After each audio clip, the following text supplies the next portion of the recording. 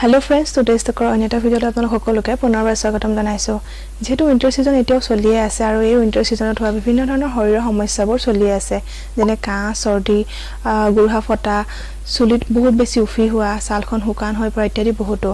এই সমস্যাবিলাকৰ পৰা সমাধান পাবলৈ হলে আমি কিছুমান বিশেষ খাদ্যবস্তু আমাৰ খাদ্য তালিকাত অন্তৰ্ভুক্ত কৰিব লাগিব। আজিৰ ভিডিওটোত সেই খাদ্যবস্তুবোৰৰ বিষয়ে আলোচনা কৰিম আৰু কেনেদৰে ইহঁতে আমাৰ শৰীৰটো সুস্থ সবল কৰি ৰাখে তাৰ বিষয়ে আলোচনা কৰিম। তেন্তে বলক ভিডিওটো আৰম্ভ কৰো। আৰু প্ৰথমটো সুপাৰফুড হৈছে আদা। আদাই আমাৰ শৰীৰটো গৰম কৰি ৰখাৰ লগতে থাৰ্মোজেনিক ইফেক্ট এটা ক্ৰিয়েট কৰে। ইয়াৰ এন্টিবেক্টেৰিয়েল, এন্টিভাইৰেল আৰু এন্টি ইনফ্লেমেটৰী গুণটোৰ বাবে বিভিন্ন ধৰণৰ সমস্যা যেনে কাহ, সৰ্দি আদিৰ পৰা দূৰত ৰাখে, লগতে আমাৰ ইমিউন সিস্টেমটো বুষ্ট কৰি ৰাখে। এই আদাই মহিলাৰ বিভিন্ন সমস্যা যেনে মহিলাৰ মাহেকীয়া সমস্যা বা নজিয়া আৰু ইনডাইজেশন সমস্যা দূৰ কৰাত সহায় কৰে। ইয়াৰ উপৰিও আদা খালে আমাৰ ব্লাড সুগাৰ লেভেলটো মেইনটেইন হৈ থাকে। আৰু সেকেন্ডটো সুপাৰফুড হৈছে গুড়। আপোনালোকে শুনিলে আচৰিত হ'ব, গুড়টোত বহুত বেছি গুণ আছে কাৰণ গুড়তকৈ বেছি মানুহে চেনি খায়, কিন্তু চেনিটো সিমান হেলদি নহয়। হেলদি হৈছে গুড় কাৰণ ইয়াত বিভিন্ন ধৰণৰ এন্টিঅক্সিডেন্ট থাকে, মিনাৰেলছ থাকে যেনে কেলছিয়াম, আইৰণ, সেলেনিয়াম, মেগনেছিয়াম ইত্যাদি বহুতো। এইবিলাকে আমাৰ ব্লাডটো পিউৰিফাই কৰে, আমাৰ শৰীৰটো গৰম কৰি ৰখাত সহায় কৰে।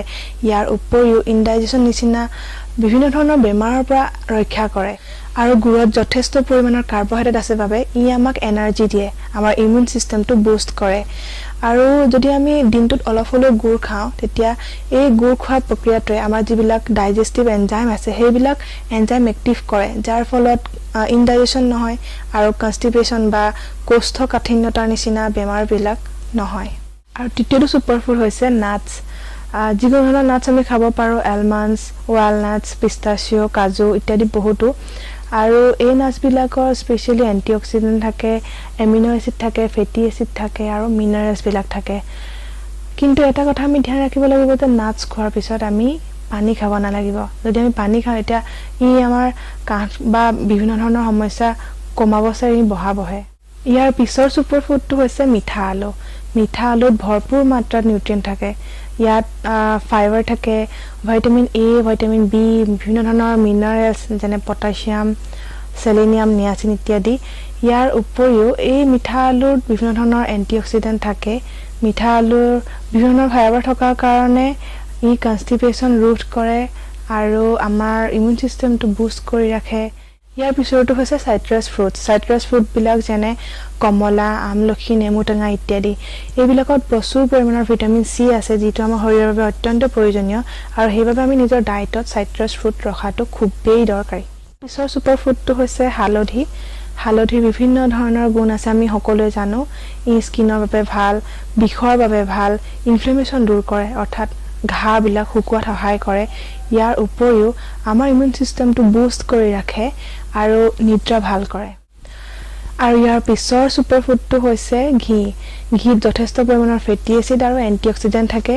ঘিয়ে আমাৰ ব্ৰেইন ফাংচনিঙত সহায় কৰে। ইয়াৰ উপৰিও আমাৰ হাড় মজবুত কৰি ৰাখে। ঠাণ্ডা দিনত যোনটো আমাৰ স্কিনত ড্ৰাইনেছ হয়, সেই ড্ৰাইনেছটো কমাই আমাৰ স্কিনটো নৰ্মেল অৰ্থাৎ মইষ্ট কৰি ৰখাত সহায় কৰে। সেইবাবে আমাৰ ডায়েটত ঘি ইনক্লুড কৰাটো অত্যন্ত প্ৰয়োজনীয়। ইয়াৰ উপৰিও আমি ৰুট ভেজিটেবলছ যেনে গাজৰ, মিঠা আলু এইবিলাকতো খাবই লাগে। তাৰ উপৰিও সেউজীয়া শাক পাচলি খাব লাগে যেনে লাই, পালেং, মেথি শাক, সৰিয়হৰ পাত ইত্যাদি। কাৰণ মেথি শাকটো জানে ডায়েবেটিছৰ কাৰণে ভাল হয়, ই কলেষ্ট্ৰল নিয়ন্ত্ৰণ কৰে। ইয়াৰ উপৰিও সেউজীয়া বাকী শাক পাচলিবিলাকে আমাৰ হাড় মজবুত কৰি ৰাখে, আমাৰ শৰীৰৰ প্ৰতিৰক্ষা দিয়ে কাৰণ ই ভিটামিন ৰিচ আৰু এন্টিঅক্সিডেন্ট ৰিচ হয়।